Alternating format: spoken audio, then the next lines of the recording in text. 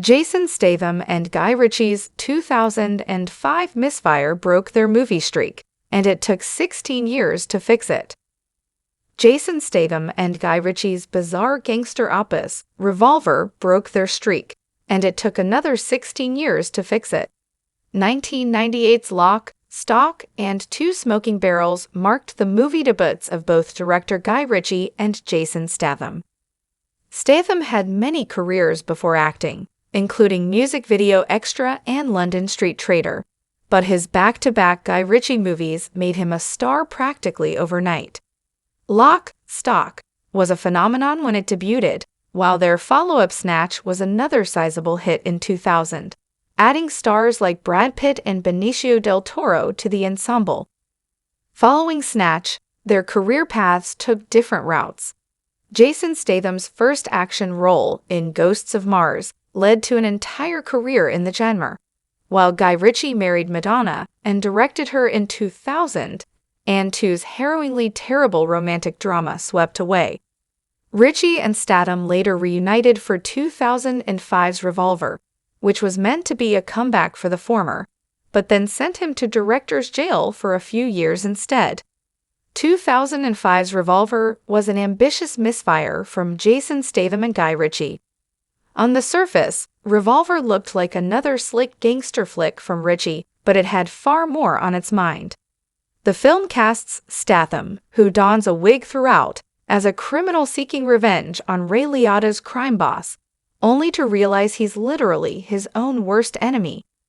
Revolver is an odd hybrid of gangster movie, heist film, and existential drama, where between bloody shootouts there will be pretentious, drawn-out discussions about philosophy and how a person's ego can lead to their own ruin. Revolver was Ritchie aiming to break free of the Guns and Geezers movies that made him a name, but audiences roundly rejected it. Revolver sits at a paltry 13% on Rotten Tomatoes and grossed $7 million worldwide via Box Office Mojo. The film has been roundly panned, but it's more interesting than its reputation suggests. Revolver is a tonal misfire, but there are moments of greatness in there, such as an extremely inventive gunfight involving Mark Strong's character and a long monologue delivered by Statham's Jake while trapped in an elevator. Revolver is the biggest swing of Guy Ritchie and Jason Statham's movie collaborations, and is worth a curiosity watch. It can't be denied Revolver doesn't hold together though. Ritchie uses the film as a springboard for his various moral and philosophical beliefs, seemingly deciding that it would all work out as long as he hit certain genre beats. It didn't, but it's the biggest swing of Guy Ritchie and Jason Statham's movie collaborations and is worth a curiosity watch. Jason Statham and Guy Ritchie reunited in the 2020s for two good movies. Ritchie worked his way back to the mainstream with his Sherlock Holmes movies and is now one of the hardest-working directors in the business. Statham's star only rose higher too, but after Revolver's failure, it took 16 years for him to reunite with Ritchie for 2021's Wrath of Man.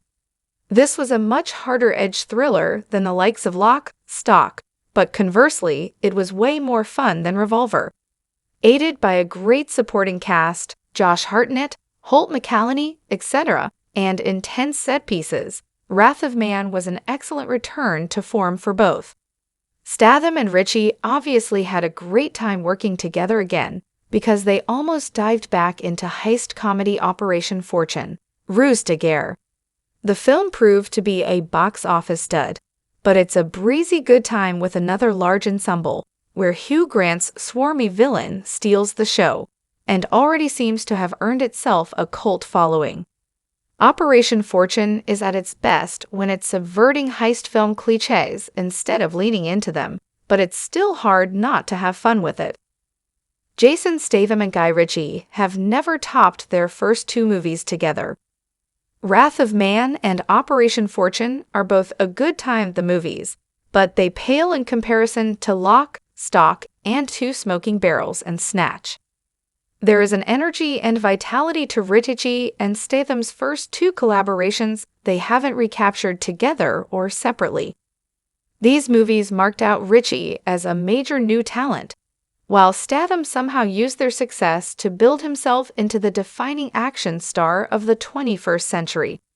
It's not that hot of a take, but Lock, Stock, and Two Smoking Barrels and Snatch are, arguably, still the best movies of Statham and Ritchie's careers. Neither have enjoyed the critical success their early movies received since, and they've both aged shockingly well. Perhaps their next effort should return to the gangster comedy genre they made their careers on, and see if the old magic is still there. It's best to avoid making a Revolver sequel, however.